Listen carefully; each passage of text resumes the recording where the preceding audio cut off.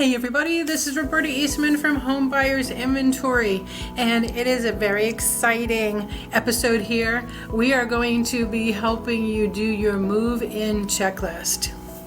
So let's go ahead and get started. These are going to be things that you need to think through and just a checklist to help you get ready to move into your new home. So with Home Buyers Q&A number 38, we're going to be talking about the fact that one day you were dreaming to have a home that was truly yours, and the next day you woke up to choose from the different homes that we at Home Buyers Inventory offer through our rent-to-own program. At the end of the day, you have chosen and been approved for your dream home. And little did you know that you're now going to have to schedule your moving day. It's finally happening.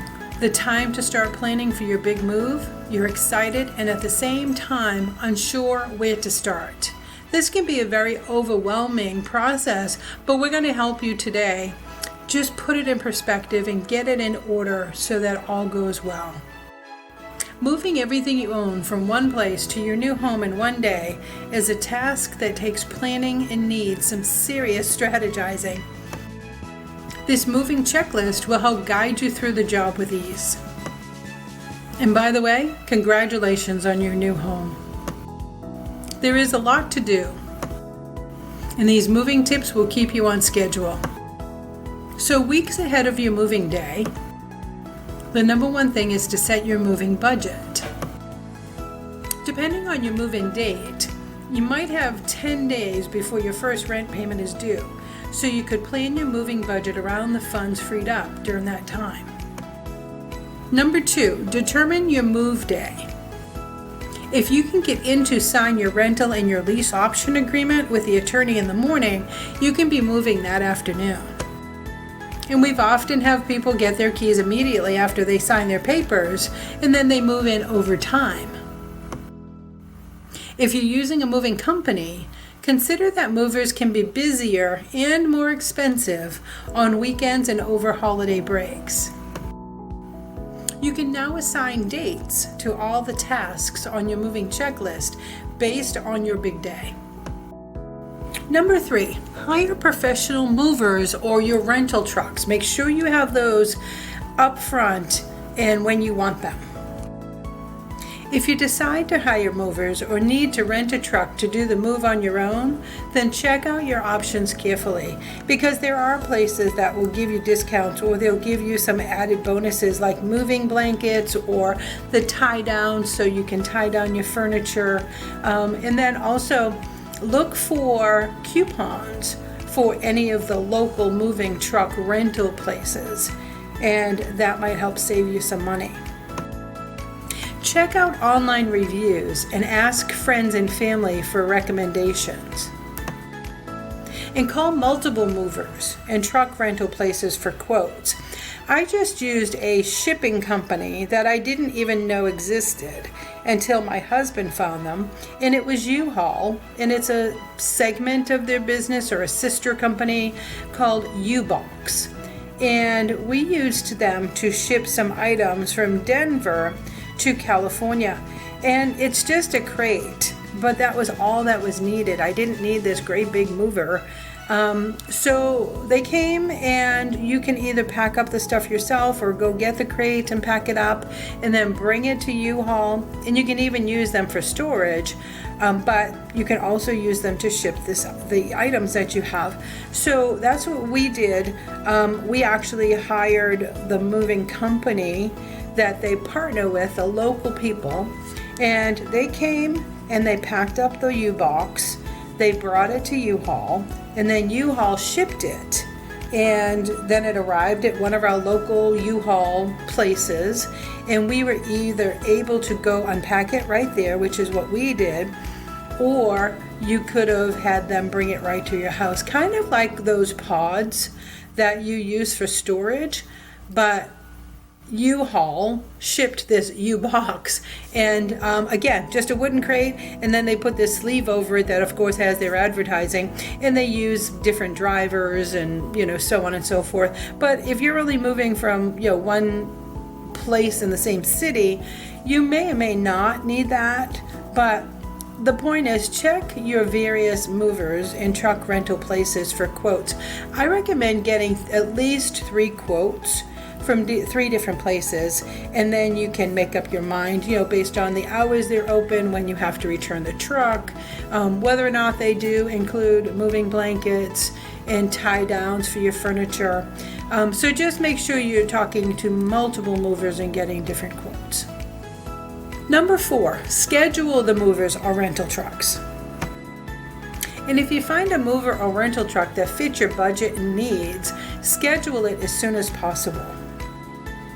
Closely review your contract before signing it and keep a copy handy for your moving day. Number 5. This is probably the hardest one, but it will make it so much easier when you get into your new home. Number 5 is declutter, sell, and donate. You don't want to haul a single extra box to your new house. Go through every room and do a purge. Now, you can do some garage sales or yard sales. They're a lot of work. Yes, you do make a little bit of money on them, but again, a lot of work. I'm recently doing the whole purge thing, and I'm going to donate it to the Goodwill because I may not need it or want it anymore, but there is definitely somebody out there that needs or wants what you're going to be donating. So if it makes it easy for you to realize that somebody else needs what you don't want or don't need, then go ahead and give it to your local charity, your church, your Goodwill, your any one of those programs or people that need that donation in order to help others who need their help. Now, selling the items that you want to sell is a good idea because that can help pay for your moving expenses. And then the rest can be donated. So now it's a win-win-win for everybody. You've got some moving expenses that are needed for you, and somebody else has something that they need. Number 6, this is going to make it so easy. Create a packing schedule and a labeling system. I still have boxes from 2001 that have items in there, and it says what it is on the box. Now, my thought is, at this point while I'm doing this purge, if I have not looked in that box since 2001, I probably don't need what's in it. But the labeling system to know from the outside without having to open the box, get the box down, and all of that, having a labeling system was the really good thought process so that I didn't have to open that box. So before anything goes into a box, make a plan for how it's all going to happen. Maybe you'll pack up a room a day, or maybe you'll start with storage items and work towards things that you use daily. Number 7, write down your plan and assign deadlines so you don't get behind. And create a system as you go for remembering what's in each box. It could be as easy as writing on boxes with a marker or using different colored tape to label them. You can get the green and the blue and yellow, all kinds of colors if you can remember the colors, or again, just write on the box on the outside with a marker. Number 8, research moving tips for ideas on how to pack efficiently too. There are people who are specialists at packing, and one, probably because they've moved so much, but 2, that's just what they do for a job or a career. And they've put out moving tips for ideas on how to pack the most efficient. Number 9, start collecting boxes. There's no need to buy boxes. Ask your friends for their spare boxes and visit grocery stores early in the morning to ask if they have any to get rid of. They'll love giving them to you instead of having to break them down themselves. Number 10, arrange care for pets or kids. This is such a stress reliever when you plan for child care or pet care on moving day. The whole thing will go much more quickly without them, and watching a big move can be really stressful for little ones with 4 legs or 2. Number 11, forward your mail. Put in a request at the post office or the U.S. Postal Service's website to start forwarding your mail the day you move. And also, there are coupons when you go to the post office and let them know that you're going to be moving. They have coupons in their envelope of the forms that you fill out.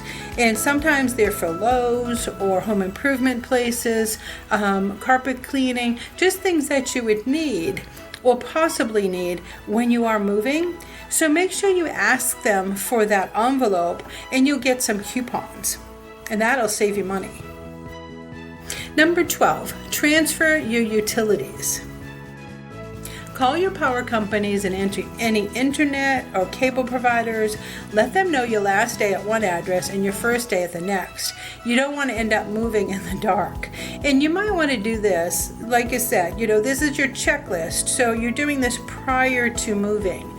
And sometimes it takes the utility companies a couple of days to get things going. So do this at the very beginning, and then you will have everything you need shut down at one place and turned on at the new place. So, like we said, you don't end up moving in the dark. Number 13, start packing. The sooner you start putting things in boxes, the less stressful the whole thing will be. You will probably be surprised by how much stuff there is. So visit us at Home Buyers Inventory. That's www.homebuyersinventory.com to get more on how to plan that move so that it is less stressful on you. And also, get a free winter heating checklist, and that'll help save you more money on your heating. So thanks again. I hope this checklist for moving gets you all set to move into your dream home at one of our rent-to-own homes through homebuyersinventory.com.